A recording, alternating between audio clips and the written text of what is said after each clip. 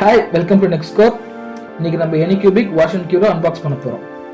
So இதை unbox பண்ணுறதுக்கு முன்னாடி இந்த ப்ராடக்ட்டை நம்ம எங்கே பர்ச்சேஸ் பண்ணுறதை பார்க்கலாம். இதை நாங்கள் அமேசானில் தான் பர்ச்சேஸ் பண்ணோம். கீழே லிங்க்கில் டிஸ்கிரிப்ஷன் கொடுத்துருக்கேன், வேணுன்றவங்க பார்த்து பர்ச்சேஸ் பண்ணிக்கலாம்.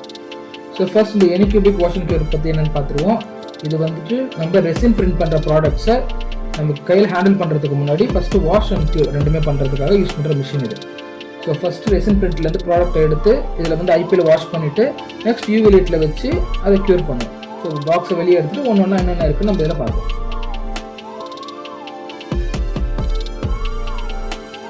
ஓகே, இப்போ உள்ளே என்னென்ன இருக்குன்னு பார்ப்போம். ஃபஸ்ட்டு வந்து பார்த்திங்கன்னா இந்த yellow colour level outer shell தான் வந்துட்டு நமக்கு யூவி லைட்லேருந்து ப்ரொடக்ட் பண்ணுற ஒரு லேயர்.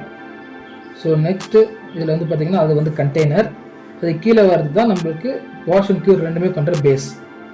ஸோ இந்த பேஸில் தான் ரெண்டுமே வாஷ் அண்ட் க்யூர் ரெண்டுக்கான இதுவும் பண்ணிவிட்டு நம்ம ப்ராடக்ட் எடுப்போம்.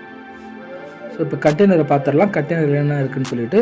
ஸோ இந்த கண்டெய்னரை உள்ளே இருக்கிறது என்னென்ன பார்க்குறதுக்கு முன்னாடி இந்த கண்டெய்னர் நம்ம எதுக்கு யூஸ் பண்ண போகிறோம்னா ஐபிஓ ஊற்றி நம்ம ப்ராடக்ட்டை வாஷ் பண்ணுறதுக்காக யூஸ் பண்ண போகிறோம். இந்த ஐபிஓட லிங்க்கை நான் டிஸ்கிரிப்ஷனில் கொடுத்துருக்கேன், வேணுன்றவங்க பார்த்து பர்ச்சேஸ் பண்ணிக்கோங்க. ஸோ இப்போ இருக்க அவுட்டர் டேப்லாம் எடுத்துகிட்டு நம்ம உள்ளே என்னென்ன இருக்குன்றதை நம்ம முதல்ல பார்த்துருவோம்.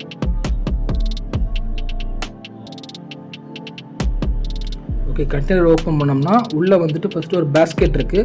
ஸோ இந்த கண்டெய்னர் வந்துட்டு நம்ம வாஷ் பண்ணுறதுக்காக யூஸ் பண்ண போகிறோம். அது உள்ளே இருக்க ஸ்பின்னர் வந்துட்டு ஐபிஓ ஸ்பின் பண்ணி வாஷ் பண்ணுறதுக்கு யூஸ் பண்ணும்.